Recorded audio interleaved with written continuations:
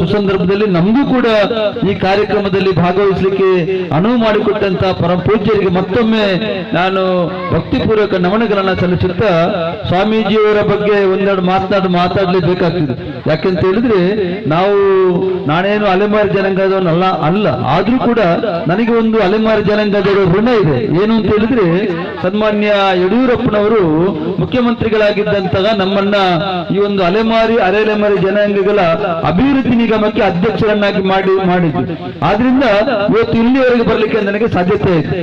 ಆ ಅಲೆಮಾರಿ ಅಭಿವೃದ್ಧಿ ನಿಗಮದ ಅಧ್ಯಕ್ಷನಾಗಿದ್ದಾಗ ಇಡೀ ರಾಜ್ಯದ ಜಿಲ್ಲೆಯಾದ್ಯಂತ ಪ್ರವಾಸವನ್ನ ಮಾಡಿ ಈ ಅಲೆಮಾರಿ ಜನಾಂಗದವರು ಯಾವ ರೀತಿ ಇದ್ದಾರೆ, ಅವರ ಸ್ಥಿತಿಗತಿ ಯಾವ ರೀತಿ ಇದೆ, ಅವರ ಭಾಷೆ, ಅವರ ಸಂಸ್ಕೃತಿ, ಅವರ ಆಚಾರ ವಿಚಾರ, ಒಟ್ಟು ಸ್ಥಿತಿಗತಿಯನ್ನು ನೋಡಬೇಕು ಅಂತ ಹೇಳಿ ಜಿಲ್ಲೆಗೆ ಹೋದಾಗ ನನಗೆ ಕಂಡುಕೊಂಡಂತ ಭಾವನೆ ಏನು ಅಂತ ಹೇಳಿದ್ರೆ ಅಯ್ಯೋ ಎಂಬ ಭಾವನೆ. ಯಾಕೆ ಅಂತಂದ್ರೆ ಅಷ್ಟು ಶೋಚನೀಯ ರೀತಿಯಲ್ಲಿ ಇವತ್ತು ಅಲೆಮಾರಿ ಜನಾಂಗದವರು ಜೀವನವನ್ನ ಸಾಗಿಸ್ತಾ ಇದ್ದಾರೆ. ನಾವು ಸರ್ಕಾರಕ್ಕೆ ಸಂಬಂಧಪಟ್ಟ ಸಚಿವರಿಗೆ ಎಲ್ಲಾ ರೀತಿಯ ಮನವಿಗಳನ್ನ ಕೊಡ್ತಾ ಬಂದಿದ್ದೇವೆ, ಇನ್ನೂ ಕೊಡ್ಲಿಕ್ಕೆ ಇದ್ದೇವೆ. ಒಟ್ಟು ಬಜೆಟ್ ಅಲ್ಲಿ ಕೂಡ ನಮಗೆ ಬಹಳ ನಿರಾಸೆ ಆಗಿದೆ. ನಾವು ನಿರೀಕ್ಷೆ ಮಷ್ಟು ನಮಗೆ ನಮ್ಮ ಏನು ಬೇಡಿಕೆಗಳಿದೆ ಅದು ಇಡೇ ಇಲ್ಲ. ಖಂಡಿತವಾಗಿ ಮುಂದಿನ ದಿನಗಳಲ್ಲಿ ಹೋರಾಟದ ಮುಖಾಂತರವಾದರೂ ಕೂಡ ಈ ಅಲೆಮಾರಿ ಜನಾಂಗದವರ ಬದುಕನ್ನು ಹಸನಗೊಳಿಸಬೇಕು ಎಂಬ ನಿಟ್ಟಿನಲ್ಲಿ ನಾವು ಖಂಡಿತವಾಗಿ ಕೆಲಸವನ್ನು ಮಾಡ್ತೇವೆ. ಅದಕ್ಕೆ ಪೂರಕವಾಗಿ ನಮ್ಮ ಸ್ವಾಮೀಜಿಯವರ ಬಹಳ ದೊಡ್ಡ ಆಶೀರ್ವಾದವು ಕೂಡ ನಮಗೆ ಖಂಡಿತವಾಗಿಯೂ ಇದೆ. ಬರತಕ್ಕಂಥ ದಿನಗಳಲ್ಲಿ ನಮ್ಮೆಲ್ಲ ಕೆಲಸ ಕಾರ್ಯಗಳನ್ನ ನಾವು ನಮ್ಮ ಸ್ವ ಹಿತಾಸಕ್ತಿಯಿಂದ ಜೊತೆಗೆ ಈ ಒಟ್ಟು ಜನಾಂಗದವರನ್ನ ಸೇರಿಸಿ ನಾವು ಮಾಡುವವರಿದ್ದೇವೆ. ಒಟ್ಟಿನಲ್ಲಿ ನಾವು ನಂಬತಕ್ಕಂಥ ದೈವದೇವರ ಆಶೀರ್ವಾದ, ನಮ್ಮ ಗುರುಗಿರಿಯರ ಆಶೀರ್ವಾದ, ನನ್ನ ತಂದೆ ತಾಯಿಯವರ ಆಶೀರ್ವಾದ ಒಟ್ಟಾದಾಗ ಈ ಕಾರ್ಯಕ್ರಮದಲ್ಲಿ ನಮಗೆ ಪಾಲ್ಗೊಳ್ಳಿ ಕೂಡ ಬಹಳ ಒಂದು ರೀತಿಯ ಶಕ್ತಿ ಬರ್ತದೆ.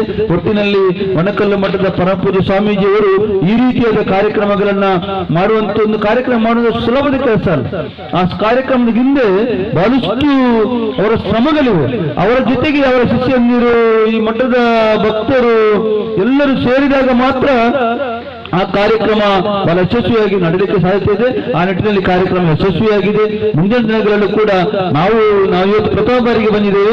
ಇನ್ನು ಮುಂದಿನ ದಿನಗಳಲ್ಲಿ ನಿರಂತರವಾಗಿ ಮಠದ ಸಂಪರ್ಕದಲ್ಲಿ ನಾವು ಖಂಡಿತವಾಗಿ ಇರ್ತೇವೆ. ನಮ್ಮ ಅಲೆಮಾರಿ ಜನಾಂಗದ 2 ಕಾರ್ಯಕ್ರಮಗಳಿಗೆ ಪಾಪ ಒಂದು ಬಾರಿ ಮೈಸೂರು ನಮ್ಮ ಪುರಭವನದಲ್ಲಿ ಆಯಿತು, ದಾವಣಗೆರೆ ಕನ್ನಡ ಭವನದಲ್ಲಿ 2 ಕಾರ್ಯಕ್ರಮದ ಸ್ವಾಮೀಜಿಯವರು ಬಂದಿದ್ದಾರೆ. ಮುಂದಿನ ದಿನಗಳಲ್ಲೂ ಕೂಡ ಅವರು ಪೂರ್ತಿ ಸಹಕಾರವನ್ನು ಕೊಡ್ತೇವೆ ಅಂತ ಹೇಳಿದ್ದಾರೆ. ಅಲೆಮಾರಿ ಜನಾಂಗದವರಿಗೆ ಉಚಿತ ಶಿಕ್ಷಣ ಕೊಡತಕ್ಕಂಥ ಕೆಲಸವನ್ನು ಕೂಡ ಮಠದಲ್ಲಿ ಮಾಡ್ತೇವೆ ಅಂತೇಳಿ ಸ್ವಾಮೀಜಿ ಬಹಳ ದೊಡ್ಡ ಘೋಷಣೆ ಕೂಡ ಸಭೆಯಲ್ಲಿ ಮಾಡಿದ್ರು. ಒಟ್ಟಿನಲ್ಲಿ ನಾವೆಲ್ಲರೂ ಕೂಡ ನಾವು ಏನು ಸಾಮಾಜಿಕವಾಗಿ ನಾವು ನಮ್ಮನ್ನ ತೊಡಗಿಸಿಕೊಂಡಾಗ ಈ ರೀತಿಯಾದ ಸಮಾಜಮುಖಿ ಕೆಲಸ ಕಾರ್ಯಗಳನ್ನು ಮಾಡಲಿಕ್ಕೆ ಸಾಧ್ಯತೆ ಆಗ್ತಿದೆ. ಪರಮಪೂಜ್ಯ ಸ್ವಾಮೀಜಿಯವರಿಗೆ ನನ್ನ ಭಕ್ತಿಪೂರ್ವಕವಾದ ನಮ್ಮನ್ನು ಮತ್ತೊಮ್ಮೆ ಸಲ್ಲಿಸುತ್ತಾ ನಮಗೂ ಕೂಡ ಇಲ್ಲಿಗೆ ಬಂದು ಒಂದೆರಡು ಮಾತನಾಡಲಿಕ್ಕೆ ಅವಕಾಶ ಮಾಡಿಕೊಟ್ಟ ತಮಗೆ ಗೌರವ ನಮನಗಳನ್ನು ಸಲ್ಲಿಸುತ್ತಾ ಅದರ ಜೊತೆಗೆ ನಮ್ಮ ಕರ್ನಾಟಕ ರಾಜ್ಯ ಅಲೆಮಾರಿ ಮತ್ತು ಅಲೆಮಾರಿ ಜನಾಂಗಗಳ ಒಕ್ಕೂಟದ ಪ್ರಧಾನ ಕಾರ್ಯದರ್ಶಿ ಯುವ ನ್ಯಾಯವಾದಿ ಪ್ರತಾಪ್ ಕುಮಾರ್ ಜೋಗಿ ಅವರು ನಮ್ಮ ಜೊತೆ ಇದ್ದಾರೆ. ನಮ್ಮ ರಾಜ್ಯಾಧ್ಯಕ್ಷರು ಪ್ರಕಾಶ್ ಎಮ್ಮಾಗ ಇದ್ರು, ಕಾರ್ಯಕ್ರಮದ ನಿಮಿತ್ತ ಮತ್ತು ಅವರು ಬೆಂಗಳೂರಿಗೆ ವಾಪಸ್ ಹೋದ್ರು. ಒಟ್ಟಿನಲ್ಲಿ ಪಾಪಣ್ಣವರು ನಮ್ಮ ಜೊತೆ ಇದ್ದಾರೆ. ನಾನು ಕೂಡ ಅವರಿಗೆ 2-3 ಬಾರಿ ಸಿಕ್ಕಿದ್ದೇನೆ. ಒಟ್ಟಿನಲ್ಲಿ ನಾವೆಲ್ಲರೂ ಕೂಡ ಸೇರಿ ಸಮಾಜದಲ್ಲಿ ನಮ್ಗೆ ದೇವರು ಕೊಟ್ಟಂತ ಶಕ್ತಿ ಯಾವುದಿದೆ ಇನ್ನಷ್ಟು ದೇವರ ಮೇಲೆ ಆಶೀರ್ವಾದನ ಬೇಡಿ, ಇಂತಹ ಪುಣ್ಯಾತ್ಮ ಪರಮಪೂಜ್ಯ ಸ್ವಾಮೀಜಿಗೆ ಅವರ ಆಶೀರ್ವಾದನ ಬೇಡಿ ಸಮಾಜಮುಖಿ ಕಾರ್ಯಗಳಲ್ಲಿ ತೊಡಗಿಸಿಕೊಳ್ಳೋಣ ಅಂತ ಹೇಳುತ್ತಾ ನನಗೆ ಅವಕಾಶ ಮಾಡಿಕೊಟ್ಟಂತ ತಮ್ಗೆಲ್ಲರೂ ಕೂಡ ನಾನು ಗೌರವಪೂರ್ಣವನ್ನು ಸಲ್ಲಿಸುವ ಮಾತುಗಳನ್ನು ನಿಲ್ಲಿಸ್ತೇನೆ.